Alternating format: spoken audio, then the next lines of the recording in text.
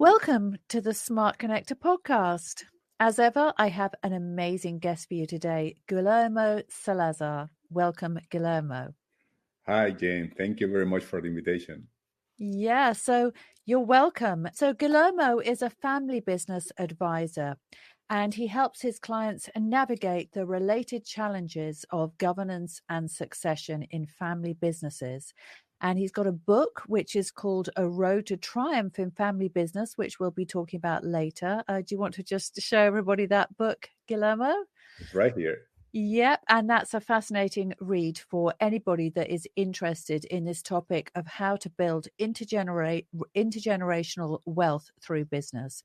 So it's really, really great to have you here, Guillermo, and let's get straight into it. So family business, it's very, very popular, isn't it? Because a lot of people care about their families. They want to pass down wealth through the generations, and business is a vehicle for doing so, right? Yes, it's very common to be related with a family business. I'm pretty sure that most of your audience doesn't know that they are related with the family business somehow. It's the most common form of organization for a private owner to create a business that wants to transfer to the next generation. So that's the concept of family business. Yes. Well, of course, because we all love our families, don't we? There aren't many people in the world that don't want to create a legacy for their loved ones, right? And isn't that what it's all about? Exactly. So I would say that any kind of entrepreneurship that you can see has the seed inside of a family business, because Yes. sooner or later you will be willing to transfer that to your loved ones somehow. Yes. But it doesn't always work out that way, does it, Guillermo? Yeah. There is a lot of obstacles that you can find in the road. There is a lot of challenges that you are going to face if you want to do that transfer in a successful way. Yes. So, yes, that's why I come in the history to help someone who is willing to do that transition in a way that you can satisfy the needs of anyone involved in that transition process. Yes. Yes. And you help family businesses all over the world. We were just talking about that beforehand. So you're based in Texas. You have a lot of clients in the US. You have a lot of clients in South America, Central America, South America, and so on. But you do have clients everywhere because the same issues arise, don't they? Yes, yes. Wherever you are in the world. Yeah, we have family business in practically every corner of the world, although most of the cultural issues can differ from one concept of family from one country to another. Mm. It's interesting to think about, for example, every time that we work with a family business, we try to help them to define what's the first interest of the system. Is it the business or is it the family? That Uh-huh. means, is the family working for the business or the business was created to help the family? So you Mm. can see, for example, in Asian cultures, that the business was made to help the family, which is a very different culture that you find here in the US, for example, or Western Europe. Yes. When we work in a family business, we think business first and then the family. So in order to understand what's the way that the system works in different parts of the world, you have to understand the culture of the country you're working with.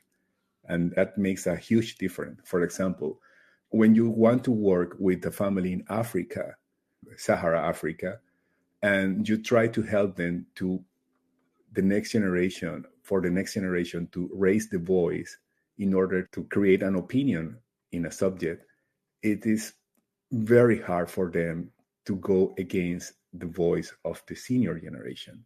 It's a cultural thing that you have to respect, that the next generation is working very hard nowadays to start to raise their voice, which is something that you don't think about when you work in South America or in the US. I mean, here everybody can say anything and it's okay. But in some countries, you have to be aware of that kind of issues. Yes, it's very different when you think about it. It's very interesting. And what about between North and South America? I'm sure that you must see a difference there as well. There is also differences. The differences are not focused on the cultural things. There are huge difference in the market size of the Mm, business. So when we talk about family business, we're talking about the concept of a transmission of the ownership from one generation to the next one. mm, And we are talking about practically every private ownership business. yeah. And you have the huge business like Walmart, like Volkswagen, like Nike. I mean, those are family businesses in Yeah. concept. But you also have the business that you can find just turning the corner around your house. Those kind of business are also family business. But when you compare the business size of the North American market and the South American market, you will see there is a huge difference. What Mm, we call here in the US a small business, it could be a medium sized business, for example, Colombian or Costa Rica business. So mm, that makes a difference because when you have that size of market, you also have the possibility of selling your business in a more proper way. There's a second-hand market here in the US that if you don't have a solution for transmitting your ownership to the next generation, you can sell your business, and that's okay. But then back in the South American countries, we see that there is no a second-hand market. In fact, the stock market is a very small one.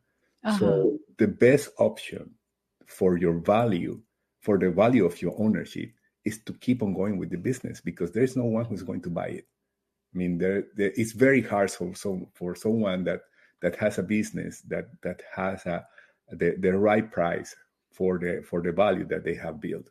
So the best option is to keep on going with the business, and that makes you a family business because you don't have any option if you want to keep the value. So those are different challenges because of the size of the market. Mm.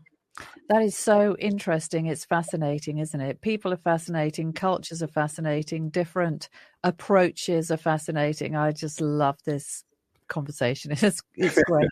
Thanks. So, But by the end of the day, if you allow me, it's all about trying to align the different interests in only one interest, the common interest of the family business. I mean, you can do the same in Africa and Asia and in South America and Western Europe, Eastern Europe. It's all about, are we willing to keep on going together as a family with this business, or can we consider splitting our family business somehow? By the end of the day, that's a huge question that they have to do. well, yes. And just like any business, for a business to succeed, the key individuals have to be aligned, right? And is that more of a challenge, do you think, for family businesses because you're dealing with different personalities? People don't necessarily choose their relatives, do they? Yeah, that's the situation. I mean, and basically because we are talking about families, we are talking Mm. about long-term relationship, Yes. which is different. If you, for example, have a board of professional individuals that are hired for creating a new product or penetrate a new market, they Mm. will be, I don't know, 3, 4, 5 years working together. And if you're looking for an alignment, you can see, okay, they will be doing their own sacrifices to keep on going together as a team for this 4, 3, 5 years, and that's it. And maybe they can consider going somewhere else. But in a family business, if the owners are related as a family, you have a very long-term relationship. Yes. So considering that we are going to work together for the rest of your life, for example, which is a long term, Yes. you have to focus on aligning your interest with a very sincere methodology to make Mm. that relationship possible. And it's not just the interest, it's also the characters and the personalities are going to be very different in, I would say, are in all families, right? So is it a challenge to find the right role for certain family members sometimes? Yes, because as you mentioned, and I will say that most of the keys of a successful family business are related with this tolerance and this understanding of that every individual has his or her own interest on the business, and somehow you have to make in some point a personal sacrifice if you want to keep in this business. So once you do that sacrifice and you share your dream with the rest of the members of the family, then you can start aligning those goals. And that implies that making sacrifice, you will need some, not only tolerance, but also generosity. You will need some special skills on communication. You will need some special skills on how to deal with different personalities. So that makes you a better person working in a family business. Yes, I'm sure, because a lot of families squabble, don't they? And, people are selfish at times. I guess it takes, for any long-term relationship to be successful, it does require that at times you put your own needs to one side and you focus on others, right? So I suppose what you're saying is that emotional generosity and that really, as you said, focus on purpose has to be present in order for it to succeed. Yes, because by the end of the day, this is all work with teams, working with different individuals. And that's the real challenge. Yes. How do we create, from a complex system, a simple solution? And when I talk about complex system, I'm not talking about complicated. I'm talking about the complex of different elements that are interacting between them. Yeah. So aligning that in a simple solution from a common goal, that's the real challenge. Yeah, definitely. So, Guillermo, we were talking beforehand as well about your own experience. So you came from a family business background, but it didn't work out that well for you, did it? So tell us about your story and why you're so passionate about this topic of family business. Well, it was about 25 years ago that I was working with my family, with the business of my family, originally from Venezuela, and I'm an architect. And the business of my family was construction. Yeah. And about 25 years ago, things were different, very different in Venezuela. And we have a very good business. But at some point, and I'm second generation, at some point, we couldn't align our personal agendas. There were, I don't want to point no one in my family, but there were valid points of view, different points of view. And for personal interest, we couldn't agree in one common goal. So that was the origin of the split of the business. And I learned from that if people is willing to get the best value of the business, the best way to do it is working together. Yep. So I learned it the hard way. And now I see that if we could work somehow in exploring our differences and trying to focus on an alignment, that should work in that moment. And that's what I'm doing now with the families I work with. I try to help them to define, first of all, if they really want to work together. I insist in that question because most of the families that contact me on the first interview, I always end the first interview asking them, do you want to keep on going together? Because you always have the option. I mean, for being a family business, you are not condemned to be together. You have the option to split your business or your activities. Yeah. Please think about it because it's hard to work together. Yes. But I think it's harder to work alone. So you think about it. So if the answer is sincere and they say, yes, we want to go with you and help us to work together. Okay, let's work on, first of all, on trying to find that alignment that you will need. Yeah, it's very, very interesting because I've worked in a lot of businesses and some of them have been family businesses, one or two of them. A lot of them haven't. And I think what happens is when you get different people in any kind of business with a different agenda, they all have families behind them. And what that means is that can introduce a more complex agenda than if you are a family who is working together for the common good of the family. and the business.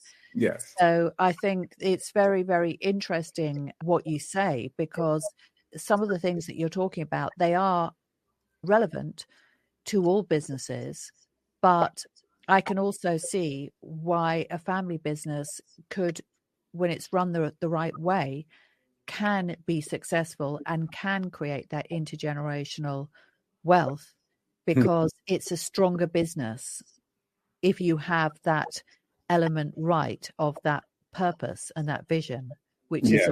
what you've been talking about.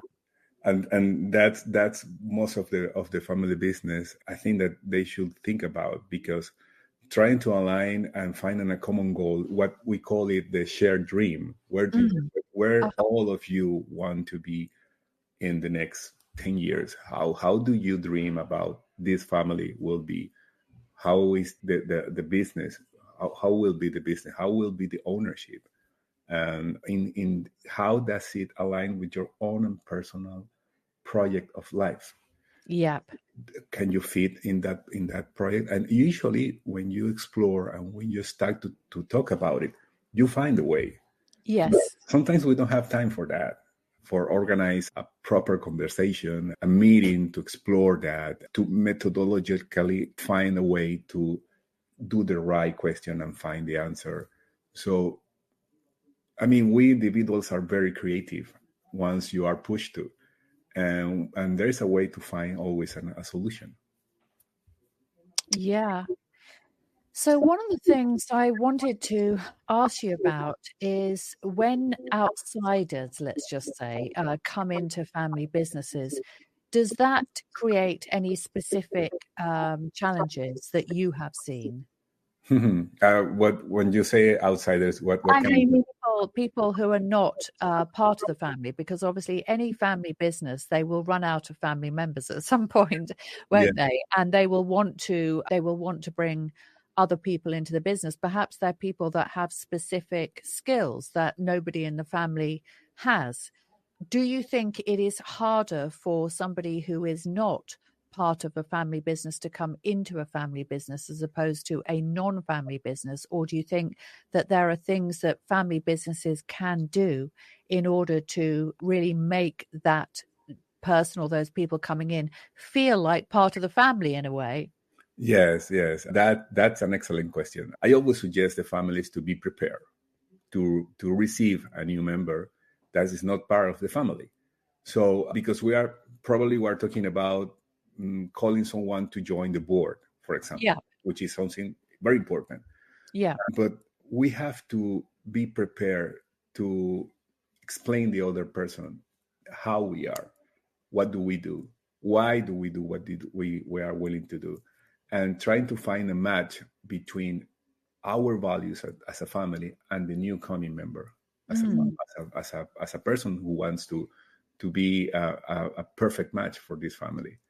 But prior of that, we have to prepare and be very professional, because the other person is here basically because they have a professional goal, and they want to interact in a professional way. So what does it mean to be professional? Basically, it's to make decisions in an orderly way. And we need to create a right board that can create the conditions to receive someone that will start to interact in that way.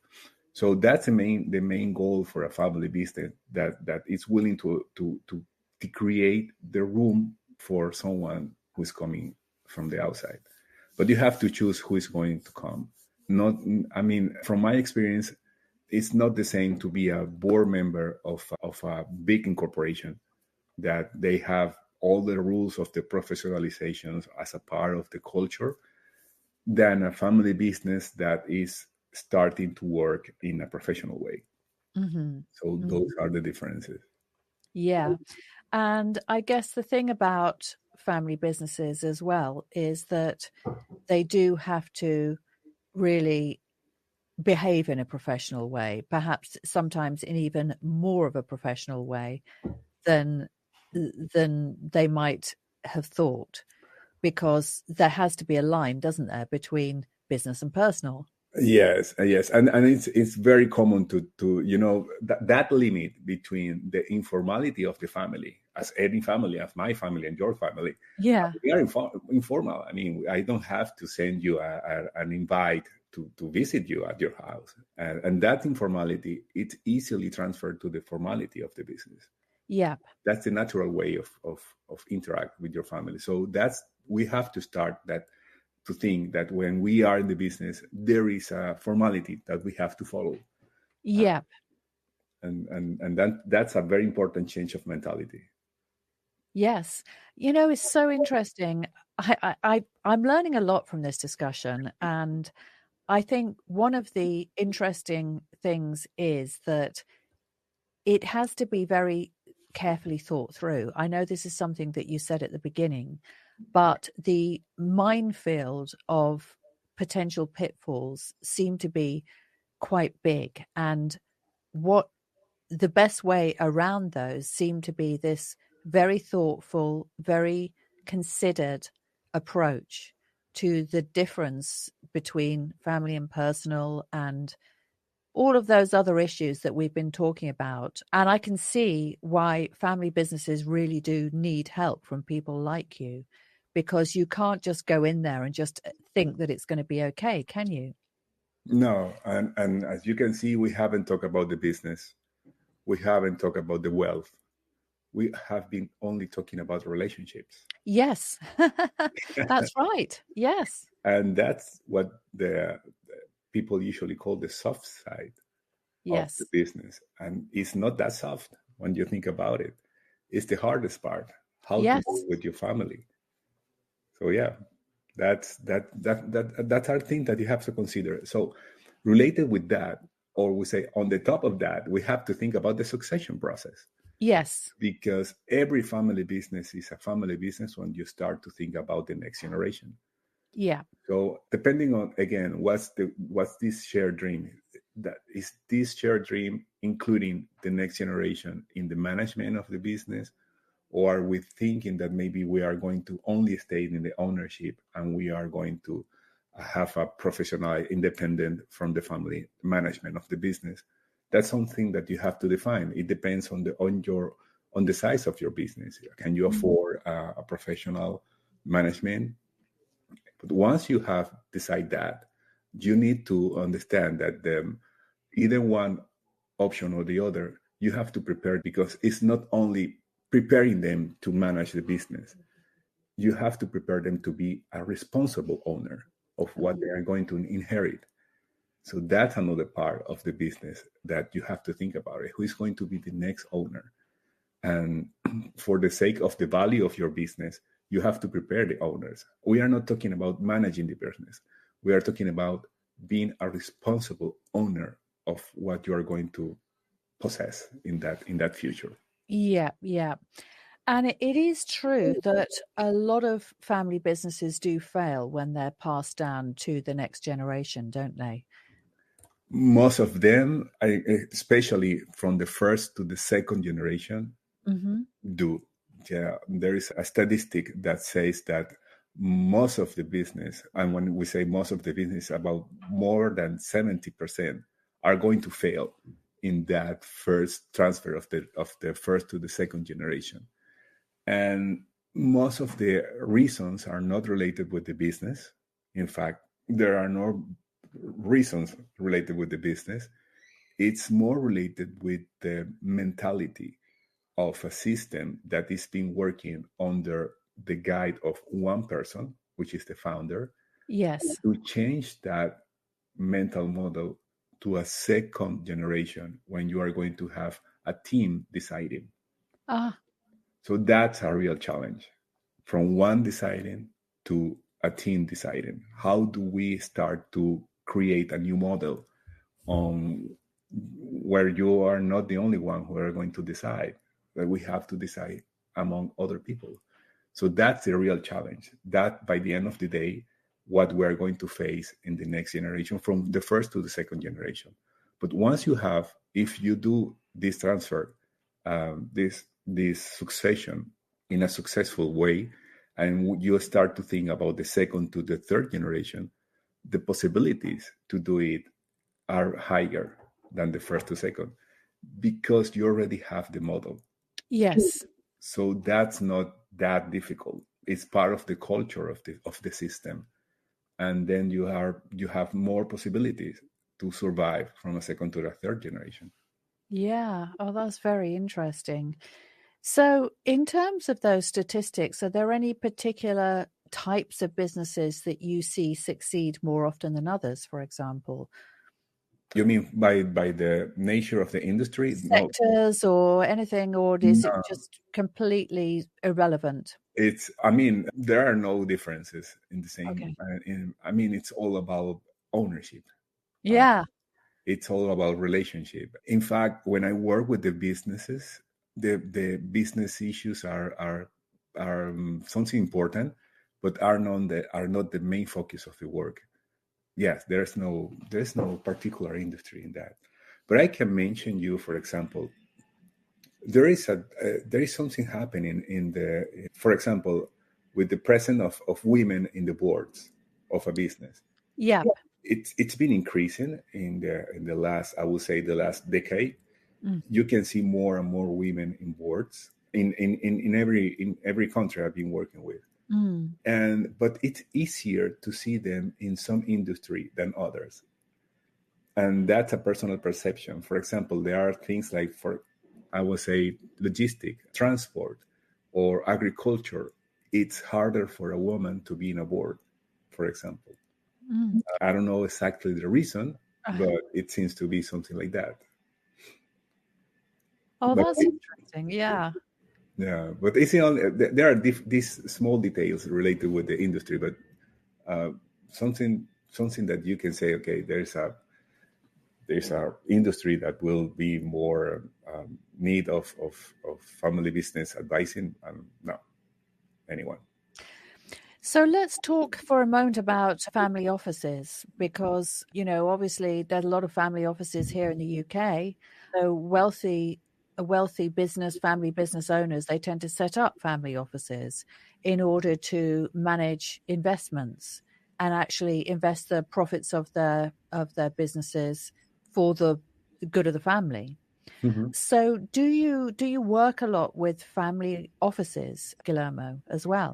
Yes. We also work as advising family offices. You can start saying that you can consider that a family office is a business because you have to have professional management, you have to have Mhm. a governance structure in order to deal with the decision making process. In that concept, you can say, okay, it's more or less the same. But by the end of the day, the issue with the family offices is that there is a legacy that you want to transmit to the next generation. Yep. And it's not the same in those wealthy family to deal with the kind of values that you want to transfer that are not related directly with the operational work that you Yep. can do in a business than just managing investments. Yep. So most of those family business, the origin of the wealth come from a business, from an operational business. Yep. And somehow the history of the family business will lead you to a final creation of a family office. Yes. Need to recover that memory if you want to transfer the values for the next generation that will help you to keep that wealth in the family. Oh, yeah. So the big difference is that we have to dig deeper in the history of the family business that originated that wealth and make the emotional connection with the next generation to preserve that wealth. Because if you don't have that emotional connection, the first thing that you're going to do when you receive that ownership is to sell the business. Because Yes. you're going to start to start to think about your own personal agenda Yep. more than preserve that legacy for the next generations. Yes. So Yes. that's the huge difference that we see in a family office. Yes. Oh, well, that's just so interesting. When people come to you and they say, okay, I'm ready now to pass on my business to the next generation, do you usually find that they have already got successes in the business, or do you work with them to put together the plan? How do you find it works? Do they tend to be very open to external advice, or do they tend to be a bit resistant? You will find both of the cases. There are families that are very open, but usually you will find some resistance in the family members. And that's normal because as a family system, every family has very conservative values on understanding how do they deal with the interaction with the environment. Yes. What does it mean? That means that every family is a conservative system. Yeah. Because the family is the last place on earth where you are going to find the security that you are looking for as a member of a family. So security is related with the low risk because you need to have to preserve and be very conservative. That's what family gives. So if you have a family, you have security of belongingness or anything that the family provides. Yes. Making a change is elevating the appetite of risk. And not everyone in the family has the same appetite. So you will find some resistance. That's normal because the resistance is something that is telling you, hey, please don't go so fast. Remember that we are a family. We need to be conservative. Let's think more about this or this. So you are expected to see some resistance, and that's normal, and that's healthy for a family to have some resistance. Those are things that you need to understand how to deal with. Yes. And as you said, by its very nature, a family is a conservative place because families, culture and tradition is important in all families, right? That is what makes a family, isn't it? It's our culture, our tradition, and all the rest of it. So I take that point that that is going to be translated inevitably into a business. And we humans don't like change. We're not necessarily always comfortable with it, but I can see why it would be even harder to embrace if it was, if you add in all those other elements really that come from a family. Yeah. And what is interesting is the challenge that a business needs to be innovative, needs to have its own risk. I mean, you are contrasting two worlds that have to collide with those values constantly. Yes. Well, exactly, because innovation is change, isn't it? Exactly. And it's disruption. It's doing something different. It's risky. And that goes against the family values. Yeah, that's another challenge, isn't it? Oh, it's really such an interesting conversation. I'm really beginning to understand how this is like a very sensitive ecosystem, really, isn't it? These family businesses. It is. Yeah. A bit like a coral reef. Yeah. Sometimes, yes. Yeah. So tell us, Guillermo, what are people going to take away from your book? What is it, just some of the stuff that we've talked about today and more? Well, the objective when I wrote the book was to help families to set the rules to deal with all of those issues that we've been talking about. So, because once you have the rules, you will have some kind of map of where to go and when to know where you are going out of the road. So that's what a road is. It's a map to help you to go to reach that shared dream. So what you are going to find here is that in order to set the rules, first you have to improve the communication in your family. There's always room to improve the communication because you are going to talk about the future of every individual. And we need to find where is the common goal, where is this shared dream that will be the final destination of that road. Once you define that, once you define the shared dream, where do you want to go? What we have to do is to draw the road. And in drawing that road, you have to set the rules, what you can do and what you cannot do if we want to go there, because we have to be aligned with this. So that's the final goal, how to set the rules.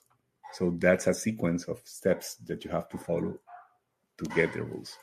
Amazing. Well, Guillermo, it has been such a pleasure to talk to you today. I have personally learned so much. It's been a very, very thought-provoking and interesting conversation. So if somebody is listening in or watching and they say, well, wait a minute, I have a family business. All of these things that we've been talking about today really resonated with me. I better get in touch with Guillermo. What is the very best way for them to do that? I think that the best way is LinkedIn. LinkedIn is Okay. it's a very active social media that I use. So just look for me there. I'll be there. Okay. All right. Well, that sounds fantastic. Well, thank you so much for joining us today, Guillermo. It has been really wonderful. And, I look forward to reading your book. And thank you very much again for talking to us. And thank you again, Jen, for the invitation. Glad to be here.